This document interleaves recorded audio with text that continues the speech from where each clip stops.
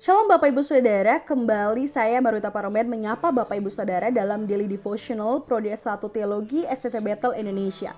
Bersyukur sekali kita telah belajar banyak hal dari buku Richard Foster selama ini dalam disiplin rohani, dan kita sudah tiba di bagian-bagian akhir dari pembahasan buku ini.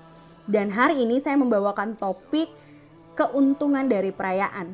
Nah Bapak Ibu Saudara, hal yang diharapkan Tuhan ketika kita sungguh-sungguh melakukan disiplin rohani adalah bagaimana ujungnya hati kita dipenuhi dengan sukacita yang dari Tuhan dan karena Tuhan.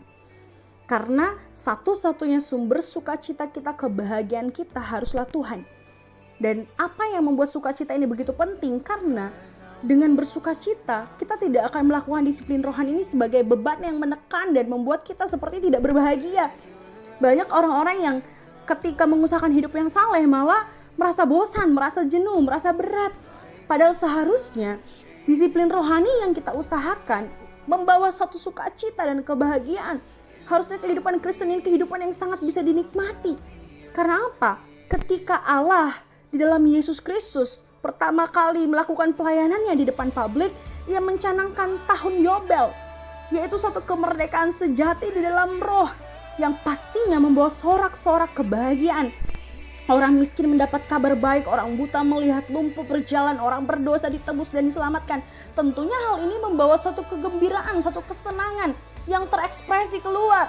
Sehingga Bapak Ibu Saudara dalam melakukan disiplin rohani, bukan seharusnya ekspresi kita menjadi sangat letih, lesu, lemah, tidak berdaya.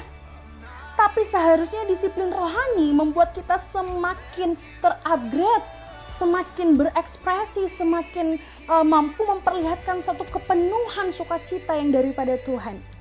Bapak Ibu Saudara, joyful itu beda sama happy. Hanya sekedar happy dan joyful itu beda.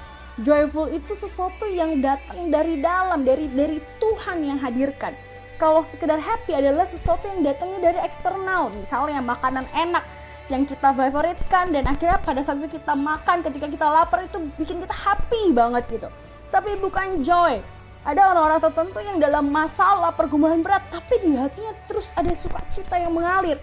Satu quote saya baca dikatakan bahwa if you bring the joy in your heart, you can heal any moment.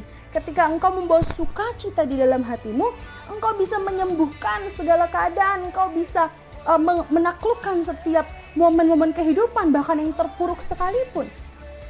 Itulah berkat dari joyful yang dari Tuhan. Nah Bapak Ibu Saudaraku, Tuhan menginginkan segala sesuatu yang kita lakukan itu berujung pada sukacita. Karena kalau kita tidak melakukan semua dengan sukacita, semua akan jadi sia-sia. Karena ketika kita berusaha bermeditasi, berdoa gitu ya, karena kalau nggak ada sukacita di dalamnya, kita akan jadi hampa dan kosong. Tidak lain tidak bukan, Richard Foster mengatakan itu seperti orang Farisi yang modern. Karena apa? Tidak ada nilai kehidupan di dalamnya.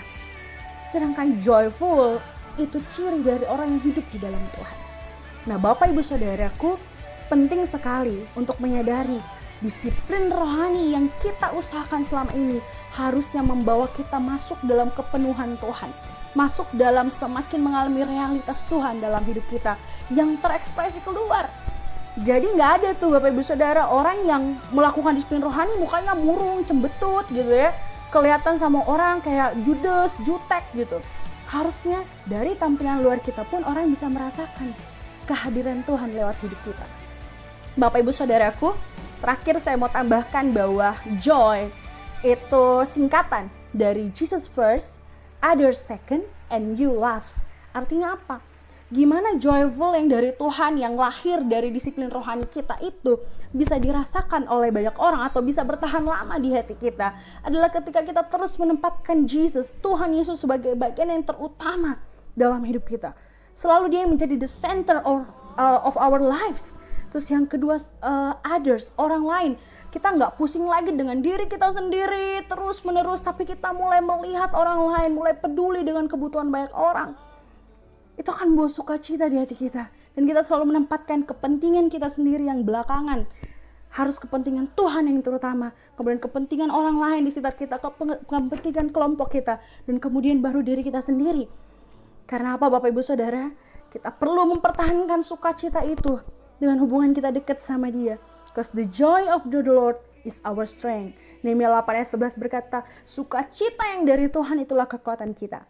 Filipi 4 ayat 4 mengatakan, bersukacitalah senantiasa dalam Tuhan. Sekali lagi kukatakan bersukacitalah. Paulus tidak menulis itu pada saat keadaannya baik-baik saja. Justru ia menuliskan pada saat dalam penjara. Makanya Filipi disebut surat penjara. Oleh sebab itu kita bisa melihat, kalau kita dengan tekun melakukan disiplin rohani ini, sukacita itu menjadi hadiah kita. Sukacita itu menjadi kepenuhan kita yang akan membuat kita terus berjalan maju, berlari sampai garis akhir. Karena kita tahu di garis finish Tuhan menunggu kita. Thank you, God bless you.